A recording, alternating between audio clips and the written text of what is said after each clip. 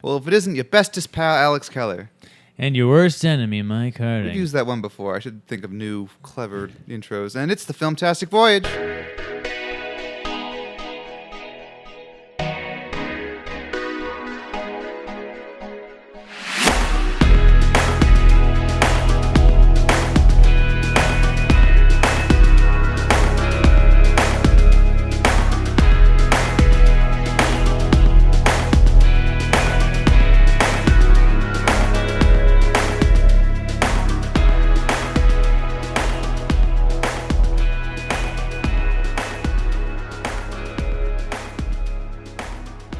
Oh, Mike, can you believe it?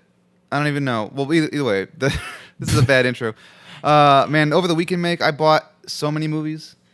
Really? How many movies? I bought like half a dozen movies. I bought like... So 6? Yeah, what do you want me...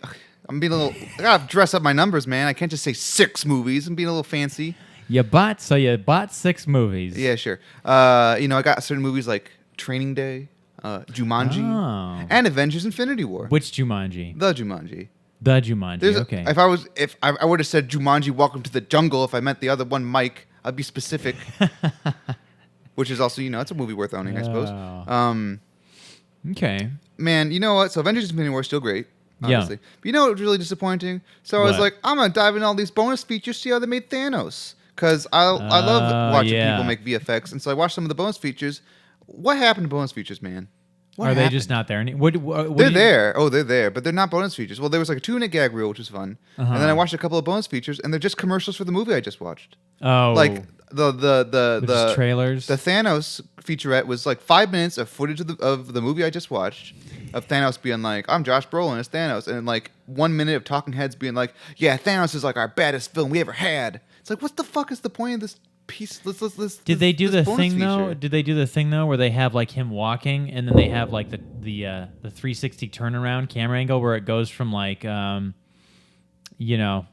it goes to like unrendered to like more. No, it rendered, didn't have anything. like it didn't have any behind the scenes. Really? It was just talking about Thanos as a concept. It didn't have like the history of Thanos. Like it could have had like an hour-long documentary about Thanos' history in the comic books, how he was first created. Then you had like 10 or 15 minutes of just that, like his little comic book history, and then you could have had like a whole 45 minutes to an hour of just how the hell the Digital Domain and Weta make this awesome looking CGI guy. Okay, because I also bought Infinity War. I haven't watched it yet. Which edition did you? What did you buy? 4K, my good sir. Okay. 4K. Yes. 4K. Not 0Ks, 4Ks.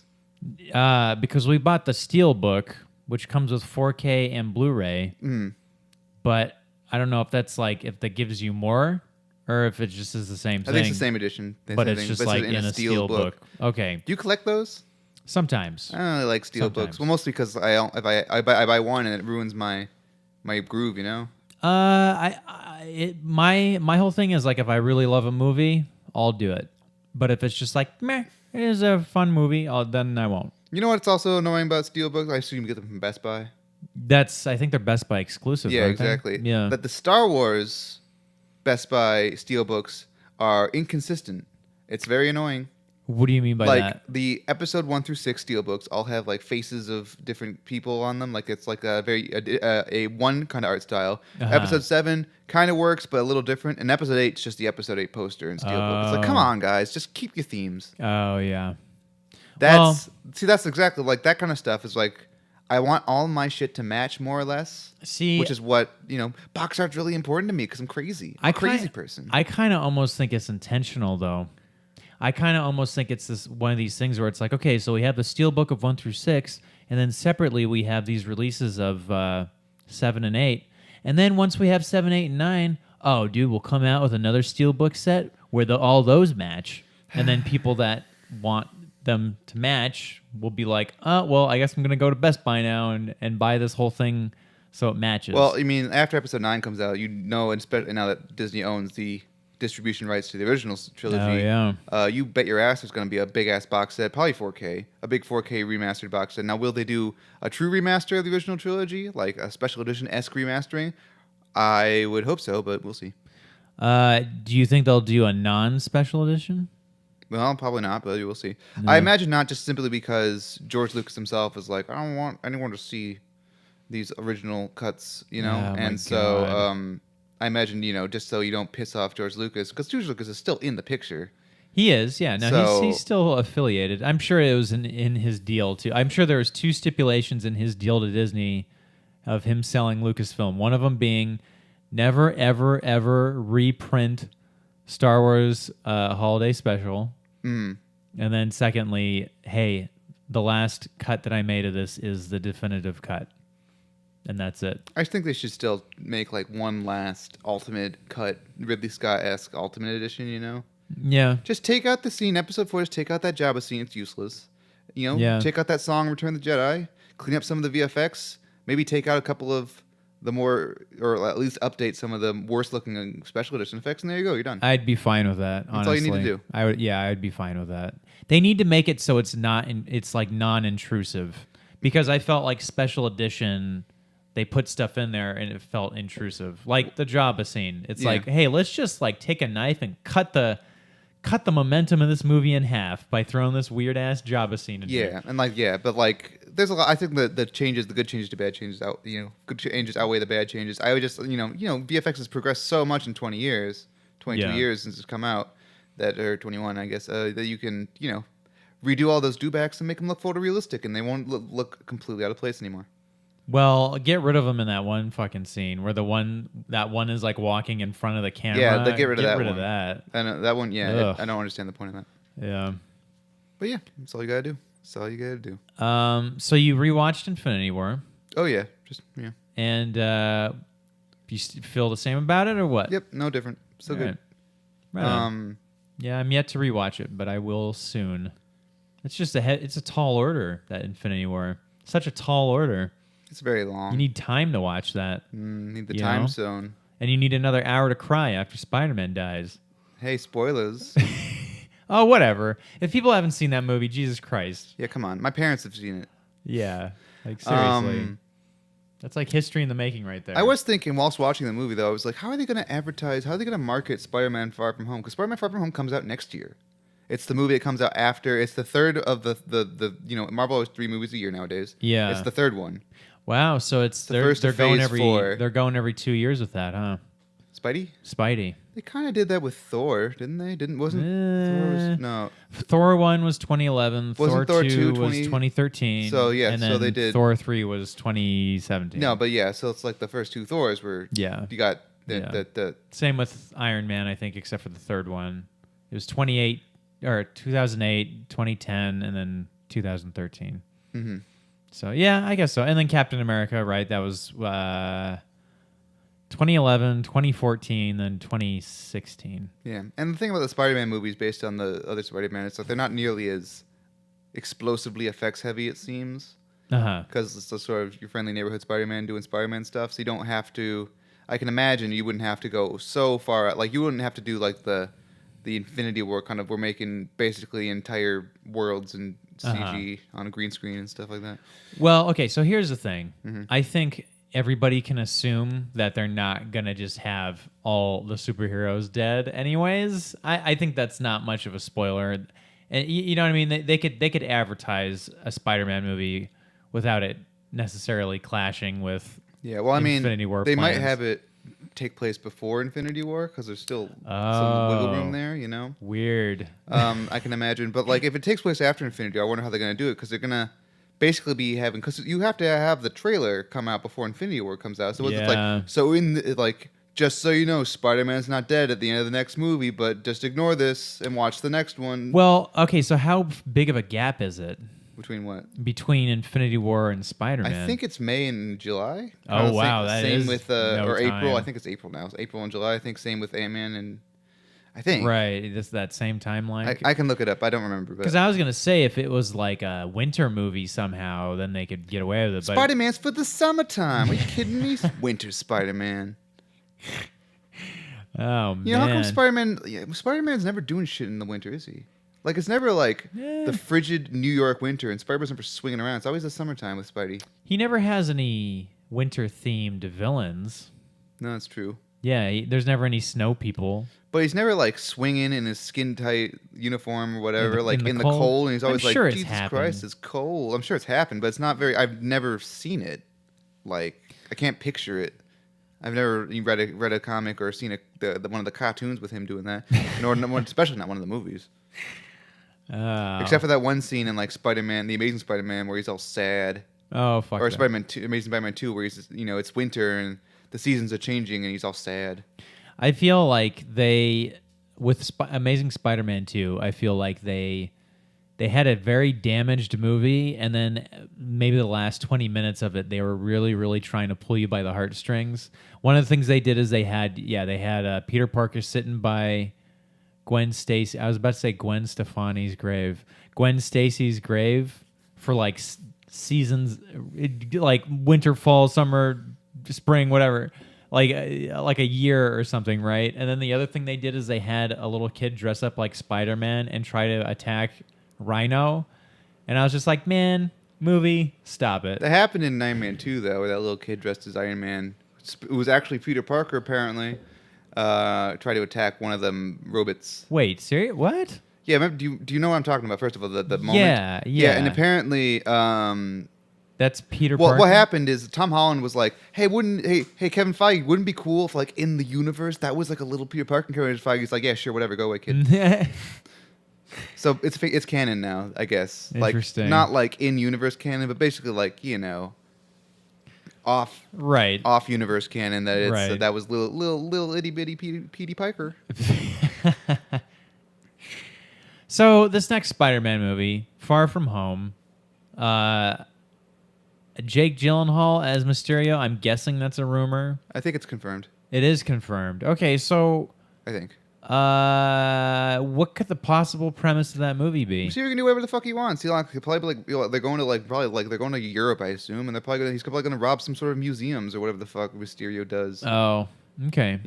Do you think this movie will have 6 writers like the last movie did? Yeah, that movie worked out really well. It did.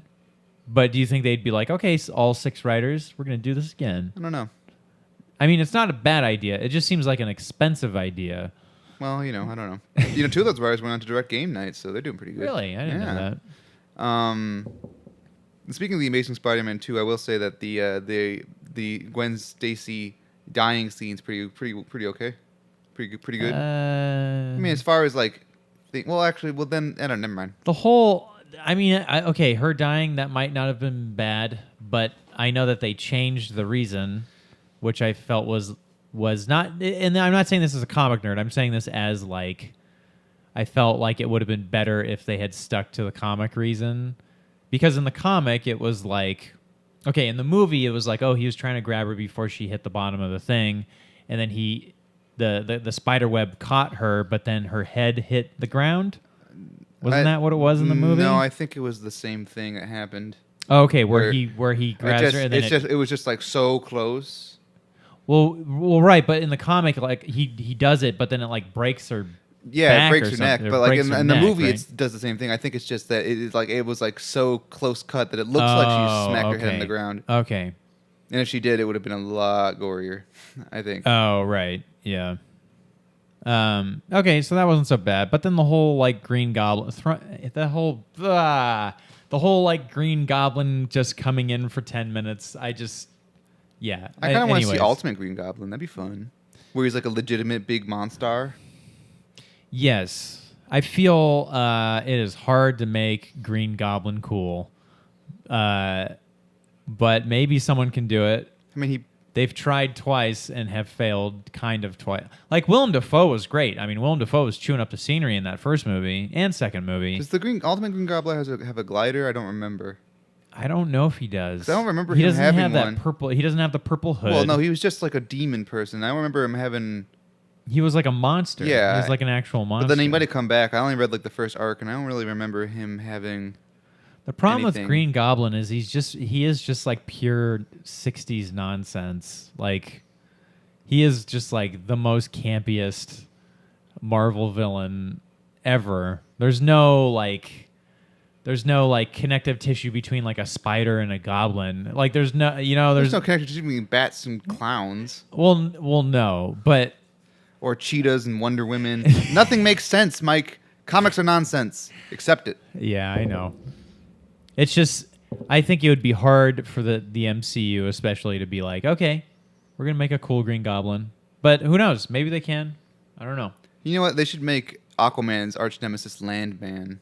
Landman. Just a really like I'm Landman.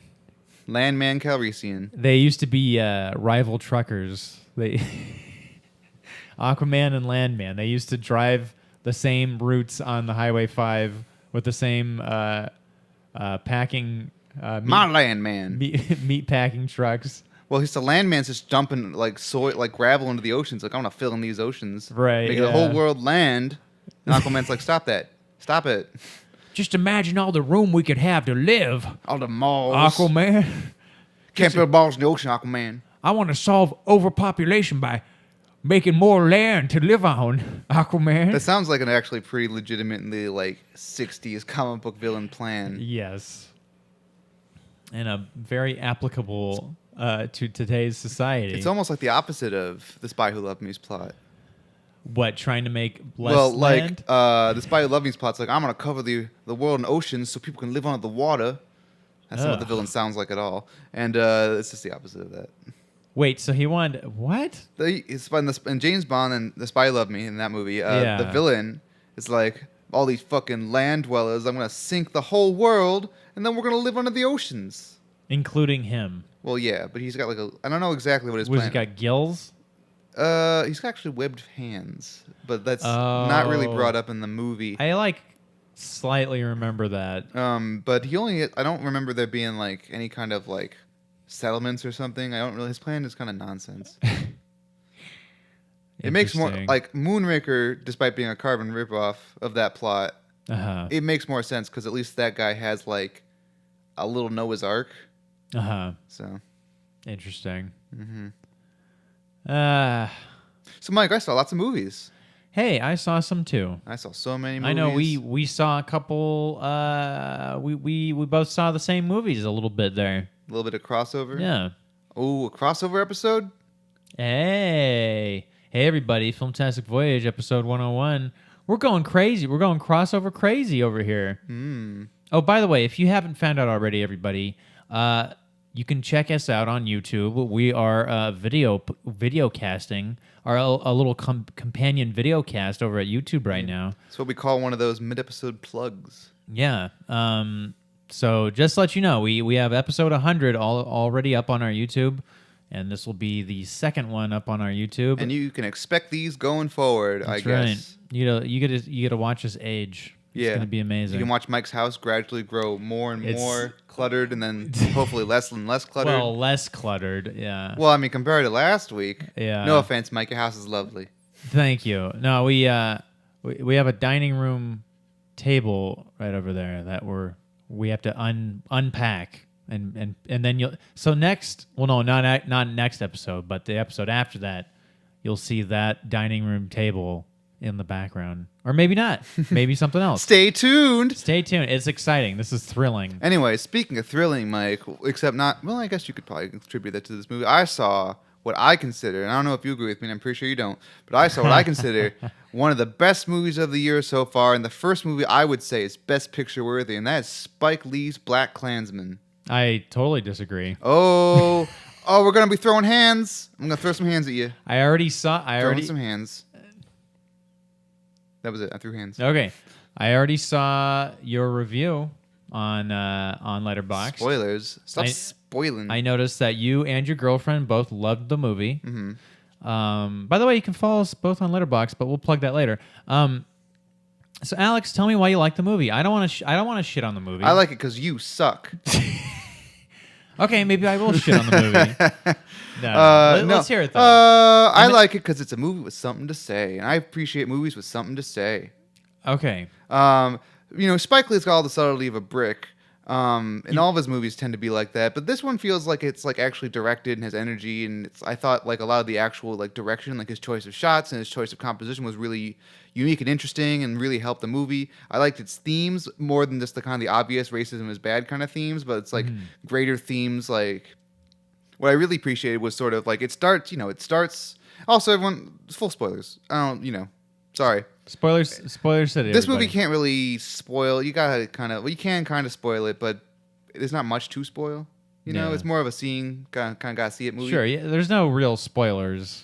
It starts with that famous shot from Gone with the Wind, which I still haven't seen, but I know that shot. You know, and then it has that moment, but like peppered out throughout the whole movie are these little bits, and you don't really think about it till the very end, where it's like just people talking about movies and talking about, oh, it's just a movie, and at the end they're like they're talking about how the Birth of a Nation, reinvigorated the KKK and how powerful this movie was, and it can change public opinion and stuff, and the speaker in the movie attributed to causing that horrific incident with that guy, that lynching. And so it's sort of a commentary on how, it's like, don't dismiss movies. Movies mean something. Movies are powerful. Movies have a lot of purpose and can, convince people of a lot of things if done correctly. And so I thought that was very nice and interesting. Because like early in the movie, when they're talking about blaxploitation movies, the main character's like, they're just movies. No one cares. Whatever, Mm-hmm. I thought it was just kind of an interesting little sub-theme thrown into the movie. I like how confrontational it is. I like how, even though, again, it's lacking subtlety, a lot of the characters literally look at the camera and are talking at you. It's like, hey, you, listen to me. And, it's the kind of thing that most people, I feel, would be too afraid, most filmmakers would be too afraid to, like, directly, not even say target their audience, directly speak to their audience. Like, it's like, I'm not bullshitting. This is what I'm trying to say. Because most of the times it'd be like, oh, I gotta pussyfoot around this, or I gotta make this more like subtle, or like make this like subtext. 'Cause I don't want to offend nobody. So I really appreciated that. It's a kind of movie that I don't really see very often. And Spike Lee tends to, for me personally, I enjoy most of his work, but some of the times he does that kind of stuff in movies like that don't necessarily need it.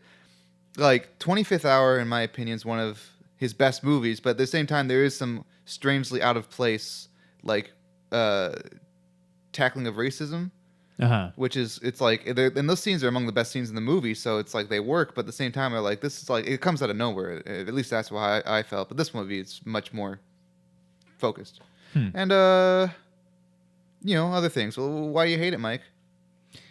Well, I don't hate the movie. I give it a passing grade. I mean, it's interesting that you say that it's focused, because if anything, I felt like it was a bit unfocused. Maybe comparatively speaking to his other work, maybe it's a little bit more focused. But like, okay, see, it's hard to get into this because this is pure opinion. I feel like a lot of people loved the movie, and then there was maybe less people that had some issues with it. I'm glad it was made. I'm glad that I saw it, but like, I don't know. Let's start with the ending.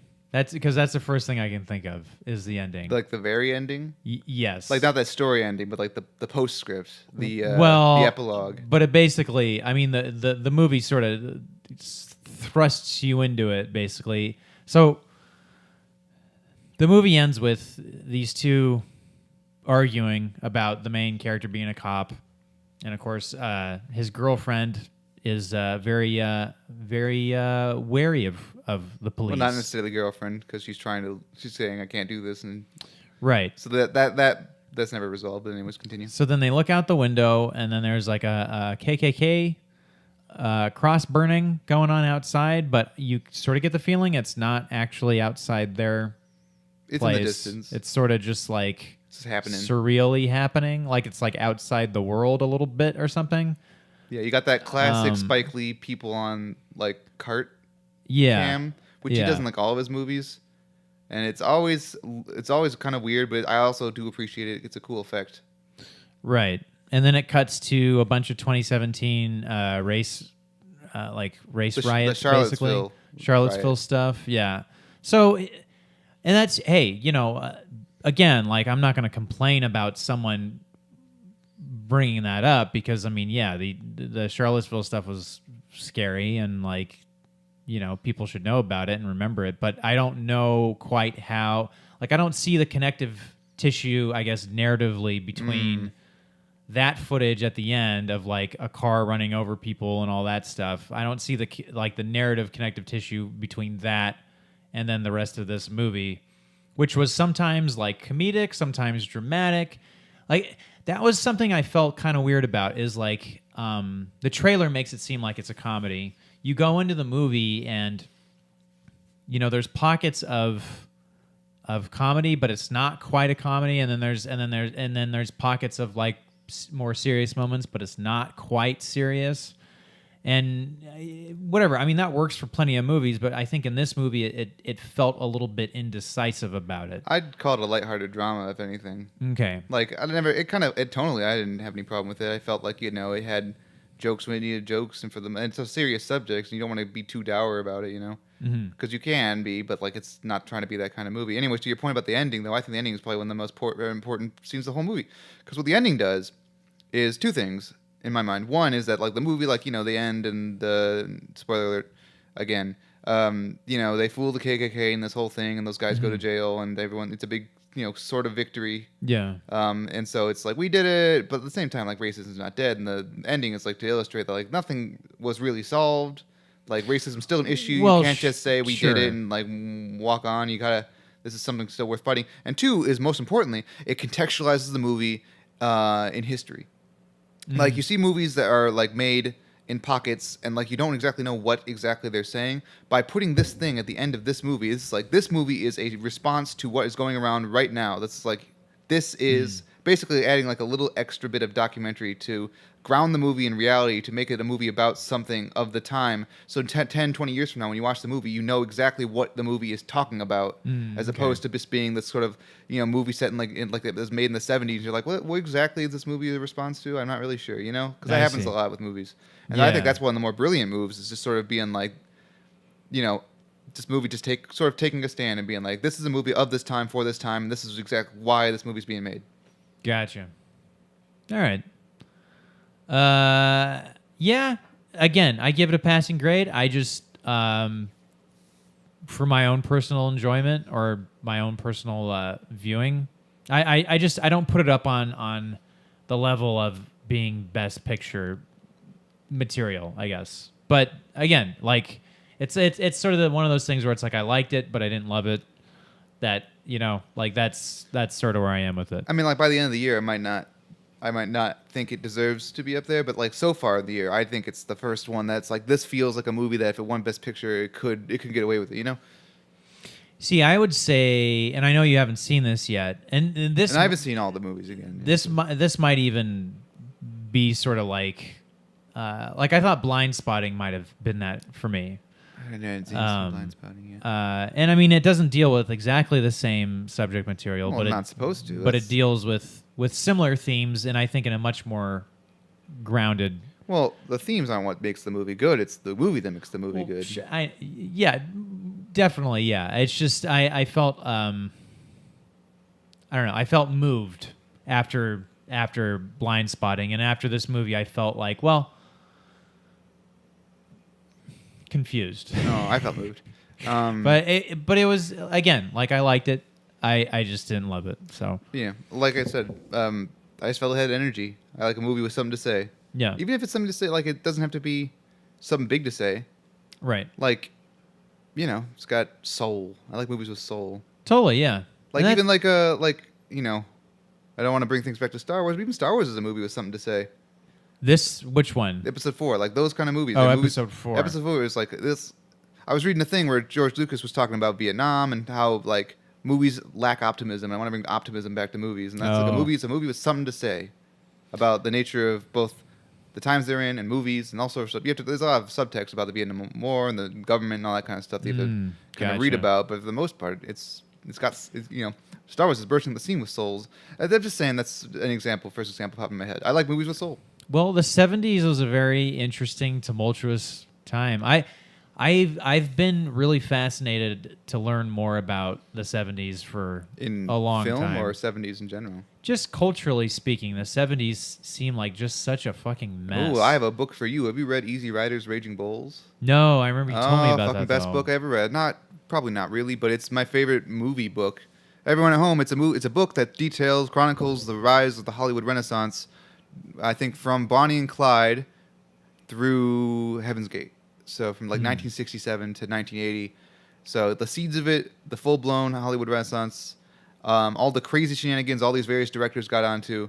mostly coke everywhere, and then how it came crashing down with the course. rise of the blockbuster and like the fall of the sort of financial Yeah. fall of these sort of esoteric art movies Right. Yeah. and the indulgences of these directors who refuse to give any ground to the studio, and the studio just kind of let them hang.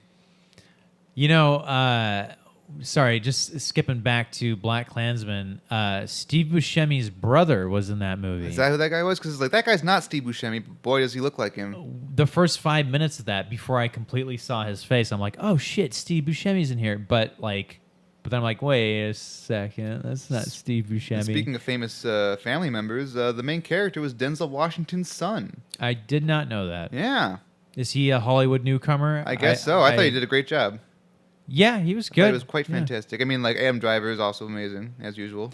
Adam Driver. You know what's cool about Adam Driver is I think he's just so unusual that I think he's never gonna have a problem finding work. No, he's like a real, like, he's one of those he's a character actor, but he's a character actor that can lead movies. He's one of those he's in a very unique crossroads, and I think that's why he's so great. He also seems like a consummate professional. Yeah, he seems, well, I mean, like, according to the things I've read, he's not mean, but he's not friendly. Right. He's focused, and he's like he just kind of keeps to himself. Yeah, he's not one to fraternize. He's like how I am at work. I'm just like, just trying to work. I was the whole time, but was thinking at some points during Black Klansman, like, man, can't wait for the edit where someone takes all of his sound bites from this movie where he's pretending to be racist and like puts a filter on it and puts it over footage of Kylo Ren with the mask on, and just puts it a fun cut. Wait, which movie? So they take all of his all the dialogue of him and Black Klansmen saying all these racist things because he's trying to pretend to be in the KKK. Oh, right. And they put a filter over it and they put it on the footage of episode 7 or maybe episode 9 if he gets the mask back, and like just cut stuff like that. I'm waiting for that cut when that comes out. Because have you seen the someone did that with James Earl Jones and all of his old movies? Like same thing. They took clips from like Coming to America, Lion King. Yeah, some other stuff. Let me ask you this, because I was reading up some reviews about Black Klansman. Someone had mentioned that it doesn't necessarily have anything new to say about racism. Do you feel that? I mean, what is new to say about racism? Well, their complaint was, and I don't know if I agree with this, and I sort of want to just throw it in the forum here, is basically racism seems to be represented by like dumb redneck white people, right? But then we don't really ever see any movies where it's like represented by I guess smarter people. I guess in the sense where it's like people that you sit there and you wonder like these people are smart, but then they're also racist. I've seen several movies. What do we think of that? I mean, I can think of one movie right off the top of my head that I saw that had a bit of that. I saw in the first scene in this movie called Crazy Rich Asians. Did you see that? Oh yeah, I saw that. And these hoity-toity white guys like, why don't you go hang out in Chinatown, you Chinese people? And then they're like, well, fuck you, I bought this hotel, suck my balls. Yeah, that was a really great movie, I thought. Might as well talk about that, I guess. Why don't we jump right into that? So Crazy Rich Asians. I thought it was delightful. It was a delightful movie. Wonderful, wonderful time. Yeah, and I'll be honest. I mean, romantic comedies or really movies about relationships and stuff. I mean, that's not necessarily my cup of tea. But with that said, I thought it was really great. I appreciate good movies, and it was a good movie. Yeah. It was a beacon of its genre. And that's the thing is like there was never a point in that movie where I was bored. I wasn't like sitting there waiting for the next thing to happen. It was just like, hey, this movie it was just pure good energy, like good pacing, fun, like really awesome, like nuanced characters. Yeah, it had some twists and turns, some things I didn't expect. That bit with the thing at the place at the end, didn't see that coming. You know what I'm talking about though? There's a thing. It's a small thing, and it's set up halfway through the movie, and it's kind of like a blink it, you miss it kind of thing. That's just mostly character building, you think, and then it comes into play at the end, in the plane, and then I don't know. My audience gasped at that moment. Did you have gasps? Jeez, I don't know. I don't know if I know what you're talking about. It's the green thing. Oh, yeah. Oh, okay. Yeah. All right. I don't want to be too spoilery for this one. Sure. No, yeah, we should hold off on it because it's a newer movie. Yeah, it's a and newer stuff. movie. Darn. Yeah, there are some talking points I have about it, but I can't say them because it would spoil the whole movie. But yeah, great movie. I think it's like I think Crazy Rich Asians is probably the last big movie of the summer.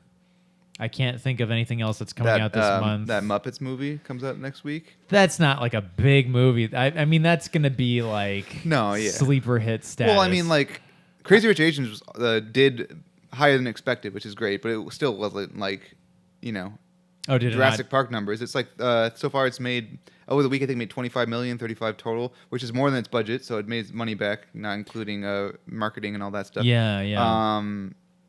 But so it's quite successful, and it's also in terms of its genre very successful. So I think everyone's quite pleased, and I hope we get a sequel because it's apparently 3 books. Yes, I would love to see those characters again. Me and there's too. Also, mild spoilers. There's a mid-credits stinger, and some character shows up, and everyone in my audience was like, "Woo!" I'm like, "Who? What is who?" There's someone I'd never seen that wasn't in the movie, never seen him before. Apparently, it's a book character. Oh, what's bad is I don't know if I saw that part. You didn't watch the mid-credits trailer? I didn't think there was stinger? going to be a stinger. It's a mid-credits stinger. That's a bummer. Man, you got see. It's my personal rule is I always stay through the animated credits. Right. And once the scroll starts, I usually leave. If not, or I stay till the end. One or the other. No, I did see that. Yeah.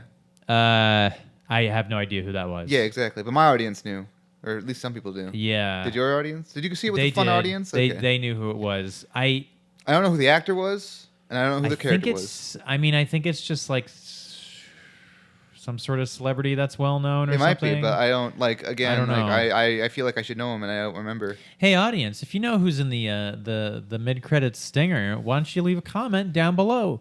I also thought they were going to do an obvious sequel setup. It's like, we're gonna get crazy. This is not one more time. I guess this is not. This is a spoiler of something that doesn't happen. So I guess skip ahead 20 seconds if you care. I thought they were gonna do like, well, now you got to meet my dad, and it's like I thought that womp womp. And well, apparently in the book, yeah, he's a big character or something. He's in that first book, but he's not a big character. Apparently, he just doesn't do much of anything. I mean, he's a big character in that he's in the book. Right. But they just they left him out of the movie. Yeah, well, it's probably a good call because you give some conflict to the next one. And also, I'm thinking you got Michelle Yeoh in there. Why don't you get Chun Yao Fat, have a little Crouching Tiger reunion? Oh God, yeah. Maybe, I don't know. I'm also Chun Yao Fat in every movie. Why not? He's great. I mean, he almost saved that Dragon Ball movie. Oh no, he didn't. He was nothing could have. He was Master. No, he didn't. He was Master Roshi in that movie, without a beard, beardless. That doesn't make a difference. Beardless Master Roshi. Everyone's always focused on haircuts. Who gives a shit about what haircuts? If something's a part of a character, I think maybe. Oh man, they can't believe James Bond is blonde. What the fuck? Boycott. Weren't you just saying that you don't want Idris Elba to be James Bond? Because he's old. But that's not a haircut. Okay. That's a different thing. All right. It's because by the time he'd be finished with his tenure, he'd be like 60. That's too old. Well, or you have to like make it about James Bond being really, really old. When they've already kind of done that with Skyfall, and it's like, yeah, and like you'd have to like really old. Like it'd be like what's that movie? Tomorrow or Never Say Never Again, which is terrible. So right, yeah, okay. You get that point, Alex. Yeah, that's I don't care. I'll give you like, that. I would love I think James Bond should be black. That'd be cool if that's what you're insinuating, sir. No, not at all. Not at all. Get John Boyega or someone to do it. John Boyega's James. Give him another 5 or 10 years. James Bond should be an unknown not unknown, but a like lesser known actor, a up and coming actor. Oh, John Boyega's is exactly. Up so I'm not yeah. actually saying he should be because he's already a star. You have to get someone like what John Boyega was before he was in Star Wars. If that level. Like maybe able to lead some small movies, like because I think Daniel Craig was in like Layer Cake, like he was the lead in a couple of some movies. He was in Road to Perdition, amazing movie by the way. Yeah. Have you seen Road to Perdition? Yes. Oh, so good. Like 10 years ago, maybe. It's Paul Who Newman. directed that? Sam Mendes. Oh, Speaking okay. of James Bond. All right. Well, I can't think of any James Bond casting. I think I would be horrible with Like with the thing, that. it's like in order to cast it right, I'd have to like be like a casting director and start looking at like bit roles in English dramas and shit. I think you're on to something with Henry Cavill, but at this point, sort of maybe not. Yeah, well, he actually auditioned. He was actually in the running to be Bond in '06, back in the day. Wow, Or really? whenever they were casting it. Yeah, Back but when when he they were was- thinking about making him really young. A young buck. Yeah, so he was there back in the day. What is he? Early 30s or something? I read a Mid fun 30s? story. There was one like he had like a neighbor, and like he would like hang out with her and her dog sometimes, or like see him at the park and stuff. And like she wrote like an article about how he was just like this nice guy, and like he was whatever. And then one day he's like, oh, it's like, oh, you've been gone for a while. Where'd you go? It's like, oh, I was in England. I was auditioning for James Bond. And she's like, what? And then like a couple, he disappeared for a while, and then he's like fucking Superman. And apparently they like crossed paths post Superman, and he was like, oh my god, how's your dog? And like, and she was basically writing about how awesome he is. And then they got married. No, I don't think that happened. Well, he seems like a nice guy. I mean, listen, he took those blows to Batman v Superman like a champ. All right, he didn't stare off into the distance longingly. He took it like a champ. Yeah. There was no Simon and Garfunkel playing in his head during those interviews. He took it like a I champ. mean, to be fair, if you're doing interviews right, if Simon Garfunkel's playing in your head during it, because Simon Garfunkel's great. Yeah, they're so upbeat. They're so upbeat and Some of chipper. their songs are upbeat. Hello, darkness. Not my that one. Oh. I think Art Garfunkel is just a funky. He's just a funky art. He's an arty funky guy. Okay. Yeah. Paul Simon was like, I forget, like isn't like I don't remember. I remember hearing, this is all hearsay. Someone correct me if I'm wrong. Paul Simon was the big creative force behind the duo. Yes, basically, Paul Simon was like an actual, like he wrote music and then he also sang. Whereas, like, I think Art Garfunkel was probably the better singer, but he wasn't like any kind of musician, right? So you had one guy that was like the musician and the singer, and then you had this other guy that was like just singing with Backup them. vocals. And so when they got in a fight and they split and did their own separate things, it's like Paul Simon had much more control over what he was doing, and Art Garfunkel really just faded into obscurity because he didn't have experience as like a musician at all, like, you know. So plus Paul Simon had Chevy Chase in his music videos, which There you go. If this is the early 80s, that helps. You did it. Yeah. You did it, Paul Simon. Well done. But he's like a little hobbit. He looks like a little hobbit man. Oh, that's not nice to say about people. I'm sure he would agree with me. You've seen Paul I know what he looks like. Yeah, he's like Did you see 4'5" or that commercial I saw in the movie theater where the red M&M turns into Danny DeVito? Oh yeah. That's good stuff. Yeah, I remember that. It's where he's like walking around asking people if they'd eat him, Yeah. right? Or something. Yeah, that was a good one. It's so weird how Danny DeVito's career went from like kind of like a more of a well-dressed, dapper gentleman to just being a weird, scuzzy grandpa type. I mean, like he on purpose. Like that's his. Like that's what he's playing. You know, like that's his bread and butter nowadays. I'm sure he's not like that at all. But it's just weird how like his image changed. I think Thanks to Always Sunny. he basically is Frank Reynolds now. He does. You know what he does now that he never used to do? Is he Sex does scenes? the double pointing. You ever notice that? Hey, would you? He'd be like, "Hey, would you eat me?" or whatever. He does the double point, and I that's a don't- Frank Reynolds I thing. don't remember him doing that in anything. So Yeah, and then he has the scuzzy hair. Yeah, he's just full blown Frank Reynolds. Good for him. oh, yeah, he's doing good. What's the Rob McElhenney? How do you say his name? So, Rob. Oh, I don't know. Well, We'll just say McElhaney. he dropped out of the Minecraft movie, which is a Good. bummer because that was the only reason Was I he wanted the to see writer? that movie. Director, Oh, he was the director. writer-director, Oh wow. and yeah, that movie's going back to the drawing board.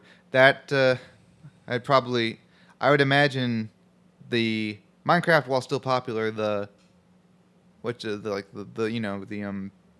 craze is a little gone. Yeah, I mean it's like on the same level as like the Emoji Movie. It's sort of like, what are we doing? Well, right emojis are now? like, I would say it's probably on the same level as something like Angry Birds. And I haven't seen yeah. Angry Birds. It might actually, I've heard it's pretty good, but it's a movie that started production when Angry Birds was hot shit. Right. And by the time it came out, Angry Birds was like replaced by whatever. Yeah, and that's the thing. It's like, yeah, it's like 2 years later, this thing comes out, and like, yeah, the world's on to the next thing. So like, dear Hollywood, start your Fortnite movie right now, and by the time it comes already out, too late. it might still make No. it.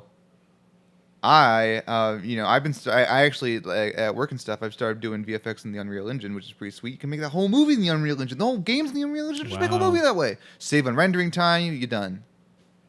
Yeah, that is really cool, and it's a shame that most of the stuff that I see people make with okay, is this the same thing? People make these movies with was it Team Fortress or no? What is it? Team Fortress, probably. Team Fortress. The Steam movie thing. That's not the same thing, though, right? No, it's different. That's like Okay. using the Source Engine and stuff like that. Okay. Steam Movie Maker. It's similar though, but that's a little different because you're taking like actual like game rigs and you're kind of Characters and puppeting stuff. them. It's kind of like it's a good way to learn like the basics of animation. Would recommend any Oh, okay. kids use or whatever using it. Yeah, like because yeah. it's free too. Hey kids, for all our middle school audience, why don't you go out there and learn how to make some Speaking of fucking middle school. some fucking movies, huh? Anyways, we'll go into that later. Yeah, no, like I don't know. You just see any of the thing? I posted a bunch of stuff on Facebook about like because I've been converting some stuff in the Unreal Engine. It looks just as good as stuff that I was Yeah. rendering in Redshift, which is a rendering engine in Maya. I did see some of that you posted up. But that looks even better because actually I can get like I don't have to go to Houdini to get fucking volumetrics. This is all talking shop with me. Yeah, I don't know. I don't know if you Volumetrics? understand what I'm talking about, but I understand. I don't know. What I don't know what volumetrics are. like smoke and fog and dust particles. Oh, okay. And Gotcha. that stuff's just push a button, it's there. Wow. That's the good. thing that's also nice about Unreal for me as an animator is I don't have to worry about like running at 60 frames per second. I can run it like whatever the fuck frame rate I need to because I don't need to. No one's playing it. Oh yeah. So I can everything's high poly. I don't give a shit. So I mean, are you working on like a thing right now? Are you At work I working am, on yeah. I'm working on the thing, yeah, but I can't talk about it. Oh, okay. But it's not like a personal project. I'm doing two things. I'm working on a personal project, and at work, coincidentally, I've started working on stuff in the Unreal Engine. Okay, gotcha. That's cool. VFX stuff. Yeah. Well, that's pretty slam and jamming right there. Like the stuff I'm working on won't be in movies though. So Gotcha. I'm not. Yeah, I'm trying to be vague now. I've already gotten too much trouble right now. Just now. Shut up. Well, listen. keep your buddy Mike informed, even if it's off the air. Am I right? Nope. NDAs. Just Serious kidding. business. Yeah, NDAs are serious business. Don't tell me anything, please. I won't. I haven't, and I won't. Well, shit. I mean. Well, anyway, speaking of middle school, I saw this other great movie. Yeah, which I have called not seen. Eighth grade. Oh, never mind then. No, I want to see it. I haven't but seen I have not Just seen kidding. it. Oh no, man. Oh man. I want to talk about it, but I guess I can't. I'll see it sometime between now and the next. Well, it's too late. I saw it last week because it was leaving theaters. It's gone now. It's gone. Oh, are you kidding me? Yep. Wow. I mean, it's gone in the local and like in your local theaters. I That was like, sucks. yeah, like it's probably playing it like somewhere The art houses. far the fuck away. Yeah. But yeah, I was like looking at the schedule. I'm like, oh shit, it's gonna be leaves so like last Wednesday. I'm like, weekday movie, gotta Yeah. see it. And boy, am I glad I did because Eighth Grade is phenomenal. That's another. I could see that. That's another. That's so good that it could also be one of those like sleeper best picture Right, kind of yeah. things, like a Little Miss Sunshine type. Yeah. Bo Burnham, right? Bo Burnham. Man, Bo Burnham, how does one person get away with being so fucking talented? He's he's amazing. I remember seeing him on like on Comedy Central something like 10 years ago and being like, Jesus Christ, this guy's fucking hilarious. It's interesting. I remember a friend telling me about how because he got popular through I think YouTube or something. Yeah, I didn't even right? know about him through that. Yeah, no, But- I'm not that hipster. But other comics don't like him because they categorize him as that. as being a YouTube star. So Well, the comics is jealous. well, it's true though. But yeah, other comics, he's sort of like on his own little island because other comics are like, fuck this YouTube kid. But no, he's great. I like that special that he has on, I think, Netflix. It's a great special. Yeah, my uncle apparently knew him as a kid, and he said he was quite a good kid. Seems like a good real kid. funny, goofy kid. Yeah. Seems like he has his head in the right spot. Yeah, and now he made a successful movie that, like, I shouldn't go into spoilers. It's not much to spoil, I suppose. Well, it's about 8th grade. Thanks for spoiling it. So I guess I can go through my thing because, like, by the time you see it, it'll be too late. Yeah. That movie I thought was really a really good encapsulation of what it's like to be in 8th grade for some people. Like the first 15 minutes gave me like PTSD. I got like bad flashbacks. I'm like, oh god. Especially there's a scene where she's in band and the band sounds like utter garbage, and I was like, oh man, this brings me back. Ugh. But the themes of the movie I can relate to strongly, but the like what she goes through specifically or what she wants are a little different. Because first of all, she grows up in sort of the social media age, which I wasn't a part of. Right. Too old for that. Social media become a thing till halfway through high school for me. Same and here. even then, I was resistant to join it, and still am bad at social media because it was never just a thing. It was always like, I don't want to use this. Yeah. So this is why this podcast is poorly commercialized or whatever. And like there's a bit of that, and like she wants. Like, she's just dealing with kind of different issues mostly. Uh-huh. But, like, the thing that resonated with me the most strongly in the movie is in middle school, it's the quest to be noticed. Because the difference between, like, for me, sixth grade was the last year of elementary school. They changed it Same here. after I left sixth grade. Oh, wait, never mind. Like, usually it's 6th, 7th, 8th are middle school. And for me, 6th was elementary. Really? Yeah. So they switched it back? No, they switched. Sorry, I misspoke. I guess they switched it. So like, when I was in 8th grade, they were like, we're gonna do things the normal way now, and 6th grade is now part of middle school. And they built another middle school, and they reshuffled all the people around. So like, gotcha. So like we were unusual until we weren't, and now we're normal again. But I wasn't part of that. So I only had middle school was only 7th and 8th grade for me. But like it's the 6th grade, you're still a bunch of kids, like like whatever, you hang out with your class or whatever. And in 7th grade, you're dealing with literally 4 or 5 times as many people, and like you realize like oh my god, nobody gives a fuck about me. 7th grade is the worst. I thought 8th grade was far worse for me. Oh, okay. Because my issue, and we're gonna go to deep feelings with Alex right now. My issue with 8th grade is that all my friends, because my 8th grade was basically split into, we had like 200 kids, and so we had like 2 groups of 100. And all of my friends were in the other group, and the other class with the other teachers. So I was essentially alone with a bunch of kids I pretty much hated because they were all like jockish douchebags. Yeah. Same exact thing happened to me. And all the kids who were like probably I would get along with had their own groups of friends. So I was just always kind of I was always just sort of left out. And then it kind of sucked because like also when you're in middle school, if you don't have a personality, if you don't have interests, and everyone around you does, that kind of blows. Because everyone's like, oh, man, I like these bands. Oh, man, I like this thing. And as a kid, I'm like, I don't know what the fuck music I like. I didn't know I liked movies back then, even though I would watch movies all the time. It's like that thing you don't realize that you have an interest until, like, high school. And like, oh, shit, I have interests. Right, yeah.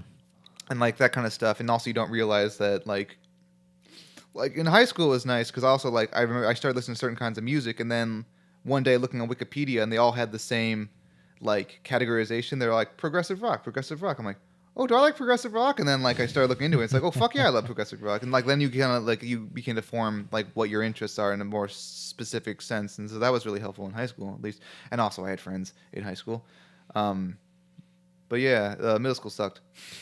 Well, the interesting thing about middle school is, like I was in the same shoes as you, where I went into middle school and this was 6th grade, but like all my friends had different classes and like a different lunch period even. So I just didn't see them all day, like never, right? And so I was surrounded by all these strangers and like, at first it was like weird. And then like you pick up a couple friends here and there, but they're not really like your friends out of interest. They're more your friends out of necessity, I guess. I know what you mean. And like that was maybe the entirety of middle school for me, was hanging out with like weird like misfit kids, right? So then high school comes around, and then all of a sudden everybody has the same lunch period and all that, and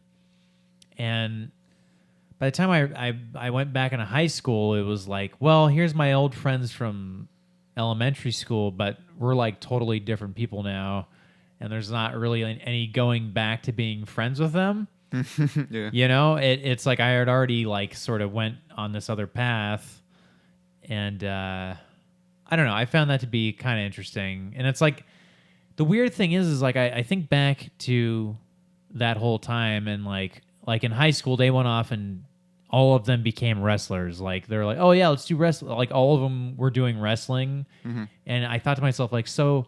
If I had stuck with them that entire time, would I have done wrestling in high school? And then I think about that, and I'm like, I don't want to do that. No.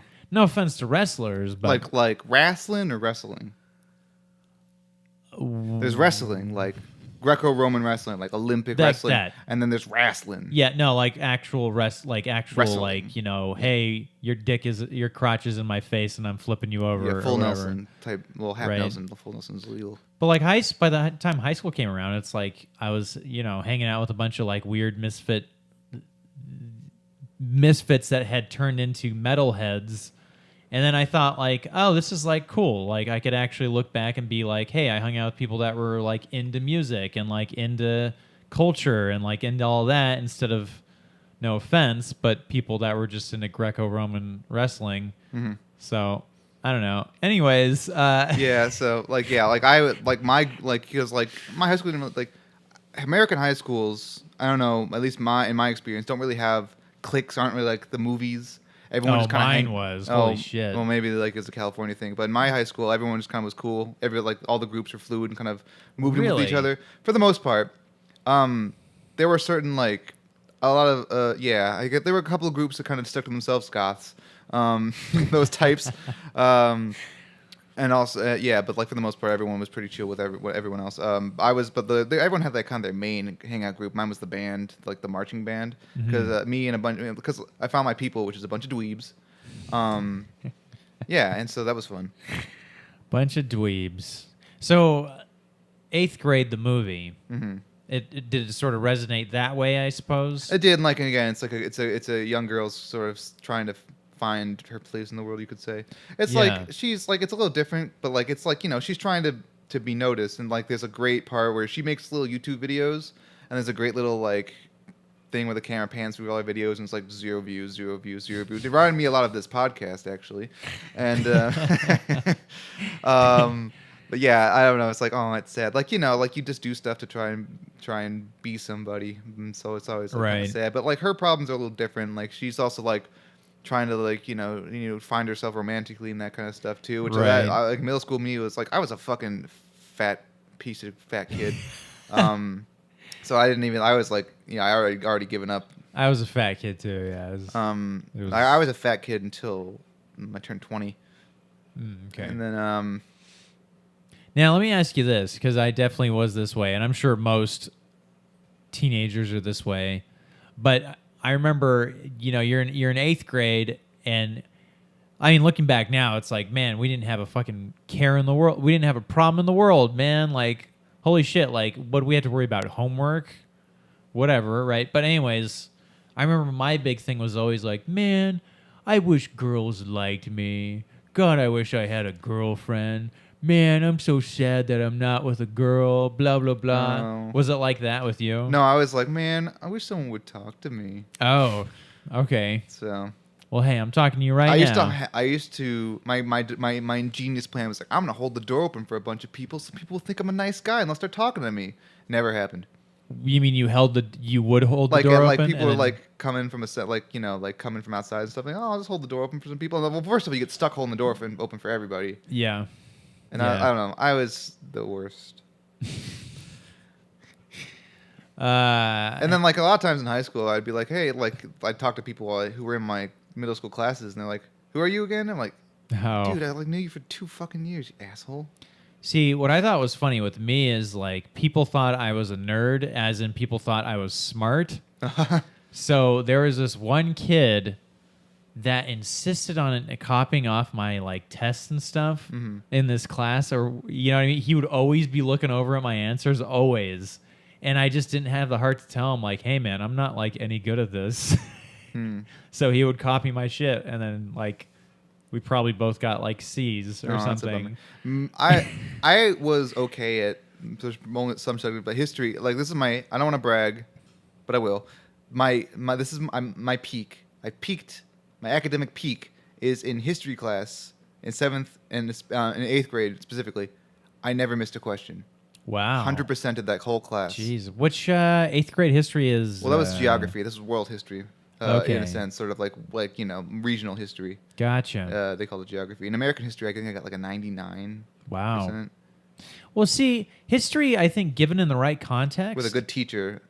is like really fucking interesting stuff. And the problem is like I didn't appreciate history until college. Oh, I've been blessed with good history teachers. That's good because mine sucked. Yeah. Mine were always just like, okay, here's a video, or here's your textbook. Just read through this and answer the questions at the end of the chapter. And it's like, God damn it. And then it was always a thing where it's like, okay, the question would be at the end of the chapter, and they'd fucking highlight the answer in the chapter. They'd be like, oh, here it is. Here's the bolded answer to this question. So then, you know, I'm sure 99.9% of students with that curriculum are not going to actually read the chapter. They're just going to be like, well, there it is, and then here's the answer, and then that's it. Like my history teachers are awesome because not only did they know that they were interested in history, but like you could ask them any question about your topic that wasn't like in the textbook, and they could answer it. They'd be like, 'cause they knew their shit. Yeah, it was great. Yeah, no, history's amazing, but no one care. No one. It's one of those things that, like, I think generally speaking, as a culture, people don't really care enough. So then, no one ever learns anything, and then we're stuck repeating the same mistakes, the same exact mistakes. Maybe. Yeah, so in 8th grade, the character that I identified with the most, for the most part, actually, was actually the dad. Oh, yeah. Because the dad, there's a character, just like everything he said and did was like exactly how I would react in that situation. Uh-huh. It's like, I like this guy. This guy knows what's up. Like, he would always, like, you know, when like the girl would snip at him, he would like take it and make it a joke, you know? Like, Right. It's like exactly how I would deal with someone in that situation. Oh, wow. Well, that's good. It's like, oh, he's a cool guy. Probably one of cinema's greatest dads, I'd say.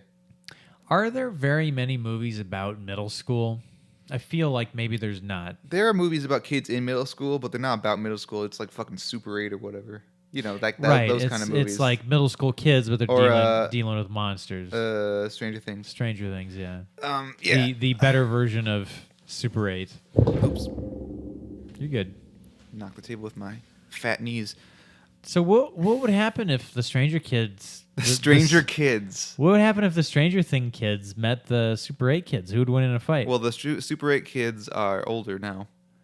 They are older and basically disenfranchised. Like, I haven't seen any of those kids in any movies. I think I read something that one of the kids got... never mind, I don't want to get arrested? into it. No, there was a thing I saw. I didn't really look into it, but I think someone said that it was... I didn't read the article, but there was a thing with Dario Argento and one of the kids from Stranger Things. You'll have to look into it yourself. I didn't read it. Oh, okay. Some sort of unfortunate doings. Oh. Jeez. Huh. Not Dario, A.J. Argento, not Dario Argento. I don't know who any of these people are. Dario Argento's the director, and A.J. Argento's her daughter and a actress. Oh, okay. Gotcha. Read it yourself. I'm not going to go into it. I don't know the information. Right. I hear there's maybe only going to be 3 seasons of Stranger Things. I thought that too, but then I think they said they're going to keep going. Oh. I think 3 is good, you know. I'd say 3 just But if, to be fair, the 80s tradition is sequels forever. Well, Friday the 13th, part 8. Not just the 80s, but the 80s and forthcoming, right? Well, 80s horror, I should say. Oh, okay. Gotcha. Friday the 13th, part 8. Yeah. Nightmare on Elm Street, part 6. Halloween...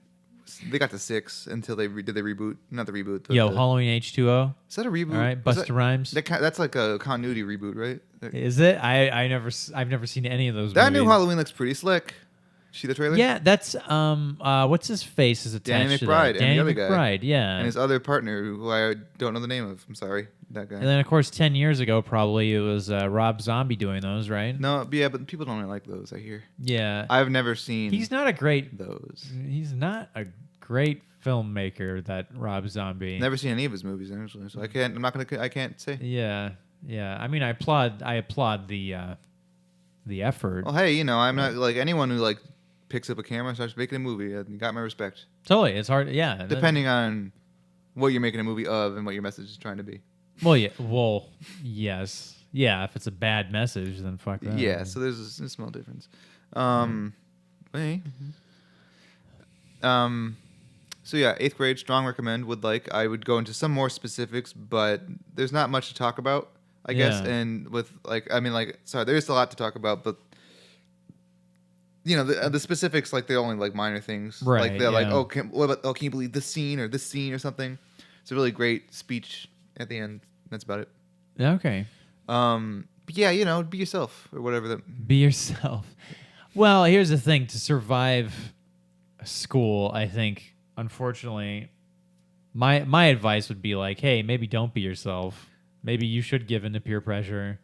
No, because it's murder. Otherwise, well, it depends on what yourself is. Thankfully, like, I knew, like, you have to like read the room. yeah. Like, I don't know. We're not talking. Everyone who's listening is probably over the age of like 25. Well, yeah. But you have to like in like high school and stuff. I was able to read the room. I didn't own any graphic tees because even though I liked like Star Wars and stuff, it's like I'm not gonna wear a Star Wars T-shirt. Oh yeah. I'll get thrown out of the school. Murdered. Yeah. Even though I was a huge dork, but I just like it's like I gotta like I have some semblance of coolitude. Well, yeah, but no, it's true. You got to read the room. Like I remember there's this kid. Also, because I was fat. Fat doesn't lend itself good to that kind of stuff. Like if I was hot, I could, but I'm not. So if you're like a supermodel, yeah, I could wear any kind of shirt. Wearing a Star Wars, and honestly, unfortunately, I think that's what it more boils down to. Yeah, that's mostly it, though. Yeah, it's like, hey, if you're a cool kid, like there's a South Park episode where it was like the cool kid in class played basketball, so then all of a sudden everybody was into basketball, and so then the 4 kids are like, we gotta learn how to play basketball, you guys, even though we fucking hate it. So then oh no, it was the other way around. So this kid was being forced by his dad to be in musicals, like high school musicals and stuff. Mm-hmm. And so this kid would be singing and dancing, but he absolutely hated it. All he wanted to do was play basketball. But then before anything happened, like, okay, so then the 4 main characters, Kenny and Cartman and Stan, the rest. Yeah. They're like, hey guys, we got to jump onto this high school musical thing because then people are going to think we're cool. Mm-hmm. So then the moment they do that, this kid resolves whatever he had with his dad, and then this kid just goes off and plays basketball. And then the whole school's like, fuck musicals. We're just into basketball now.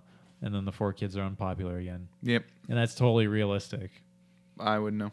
I never did. Well, I was in musicals in the middle school. You were in musicals? I was a thespian in middle school. Yeah. I didn't know that. Yeah, a bit of a musical theater type. What musicals were you in? The biggest one was Bye Bye Birdie. Oh shit. That was the Paul Lynde character. Oh, okay. Maybe in the movie version. That was fun. That was a lot of fun. I got to sing my own songs. It was great. Your own songs? I mean, I had like songs. Like I was the only singer. Like, oh, that's cool. Wow. Look at this guy over here. I didn't know that. Mm-hmm. That's. And now I just sing in my car. How the mighty have fallen.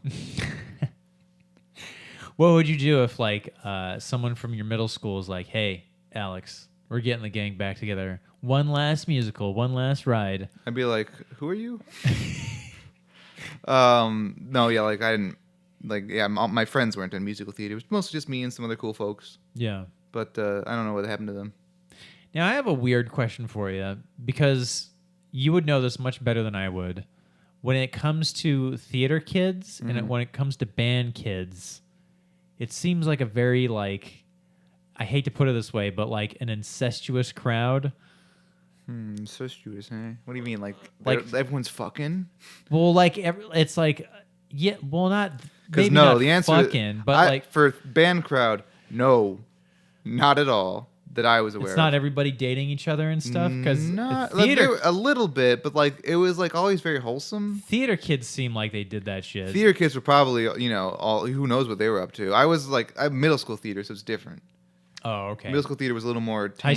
High school theater Wasn't in high school theater because real I had to choose between band and that. sex, drugs, and rock and So roll. like I'm gonna marching band because marching band's like, hey, you want to go Hawaii this year? I'm like, fuck yeah, I want to go Hawaii. So that's why I was in marching band. Theater ain't taking you anywhere except for Hollywood, and I've been there. Kind of dirty. Yeah. So yeah, so I chose band. I might have been able to swing both. It was hard though. Right. Um, But that always seemed to be Yeah, that always seemed to be the thing that I would notice, especially in high school. Well, because everybody's, banging anyways or whatever. But all the theater kids were like always hooking up. I didn't know much about that. Like I went to a theater camp, and they were a little older. Like there was like from middle school, high school. I think it was a little bit of a swath of people. Mostly all I could tell from then is like people just really liked Chicago. Oh. Which came out at the time. Yeah. And fucking Chicago's great, so I liked it too. And then it shifted to Rent, which I disagree. 5,000. Disagree. I disagree with everything you're saying right now. Something 600 whatever minutes. I watched like 10 minutes and I'm like, I cannot do this. And I stopped watching the movie. I couldn't do it. I don't know anything about Rent except for I had a real asshole general manager at the movie theater I worked at, and that was like his big favorite movie. But he was such an asshole to everybody that it was sort of like, if he likes Rent, then I guess I don't.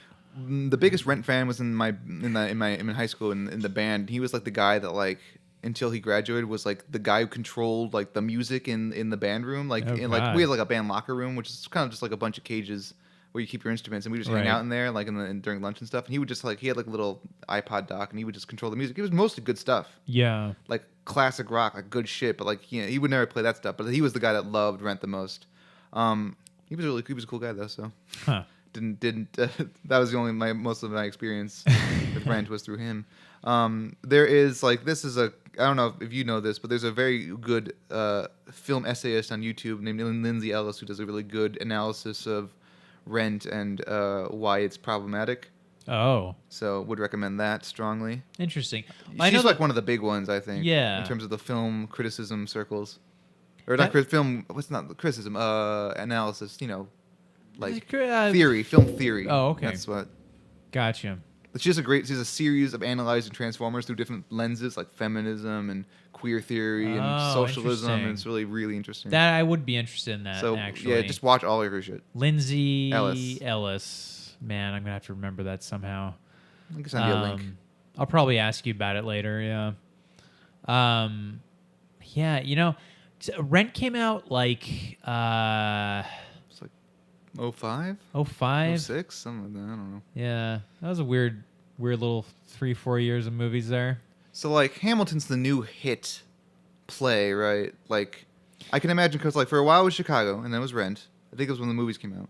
Oh. And then I don't know what happened. It was probably, like, Wicked. I think it was Wicked near the end of my high school thing. Oh, okay. That But sounds about right. And yeah. then it was probably Book of Mormon. Uh-huh. And I'm sure I'm missing, like, there's some gaps, and then it was Hamilton. I'm waiting for that Hamilton movie adaptation because I feel like they're gonna, especially because David Diggs now is like hot shit. Like he's Tay Diggs? not Tay Diggs. Oh man. Who's David Diggs? He was in Hamilton. He was in Blind Spotting. He's in Blackish. He's in a lot of stuff. He's just blowing up, that guy. Unbreakable Kimmy Schmidt. He's in there too. Oh yeah, I think I know what you're talking about. Yeah. I saw him live at the Smell. I saw him rap live at the Smell. Was he good? It was a great show. No. Yeah, he's like apparently one of the fastest rappers Ooh, alive. Those are always very impressive. and it was people like, who were damn, this guy's amazing. those fast rappers. Yeah. I don't think the Hamilton movie is going to be made anytime soon. I think there are certain like restrictions to it. Oh, I think okay. like their theaters have like rights to like film their shows and like be the only things or something. Oh, some But exclusivity deals. Lin-Manuel Miranda's first play is becoming a movie. The one he made before Hamilton that made him a star. Oh, okay. Even though I never heard about him until Hamilton. but like me and most people. But hey, he's a talented so-and-so. He's writing music for the new Mary Poppins movie. He is. Come out this and year. He's going to be in it. He wrote that song for Star Wars. I totally... Wait, what? He wrote the Cantina song in episode 7. Oh, okay. Interesting. Huh. Which is a fun little ditty. Yeah, it is. There's a fun story where J.J. Abrams was like backstage in Hamilton, and he was like, "Hey, Lim, or whatever your fucking name is, how you doing?" He's like, "Hey, good. Hey, J.J. Abrams, what do you want me to write a song for Star Wars or something?" And J.J.'s like, "Yeah, actually, yeah." That's precisely what I had in mind. Me, J.J. Abrams, You don't say no to me. King of Hollywood, J.J. Abrams. Well, Alex, I think we're long in the tooth. Why don't we call it a night? Yeah, okay. Tell you what, I'll be Black Widow. You be the Hulk. No, I'll say that weird thing about the day is getting long or whatever. sun's getting real low. Sun's getting real low. That's right. Oh, I do like the Hulk. And then Thor tried saying it to Hulk, but then I think he just like smashed him, right? Yeah, that was a good moment. Yeah. Mouse. Anyway, the sun's getting real low. Yeah, and if you wanted something real low, whatever, you can reach us at filmtastedvoyage.com, filmtastedvoyage@gmail.com, facebook.com/filmtastedvoyage, youtube.com/filmtastedvoyage, ? Not sure what the URL is. You need to do a lot with YouTube in order to get a custom URL. So just search Oh my God. Filmtastic Voyage. Search Filmtastic Voyage on YouTube. On FooTubes. On FooTubes, and you'll find us. Yeah. We'll also go to the website and we'll link all that stuff. You know. Yeah. There's like the internet's gonna be lousy with Filmtastic Voyage. Just links everywhere. Who knows? And then also we're on a certain little website called Letterboxd. You can find all of our reviews, what we've been watching. You can look at my film diary and look at everything I've been watching because that's all I do basically. I'm Batman Crothers, all one word. I'm Mr. Kerosene. That's MrKeroscne. Brag about it. Yeah. Hey, everybody. We are part of a larger podcast network. It's called the Let Me Listen Podcast Network. I noticed a few of you tuned into our YouTube video last time. Thank you for doing that. But hey, you can find all the Let Me Listen podcasts on their network, our network.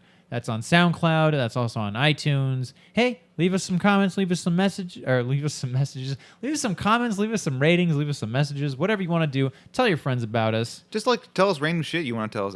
Seriously. Yeah, you know, like it's like, oh man, 8th grade sucked for me. I want to hear that. I actually do. Yeah. Send us some hate mail. No, don't do that. Don't. Send hate. I feed on hate. You can send hate mail to him. I'm not gonna. I don't want to. All right, everybody. Not saying goodbye. Just saying. What is that supposed to mean? You said that like a few times, and I don't get it.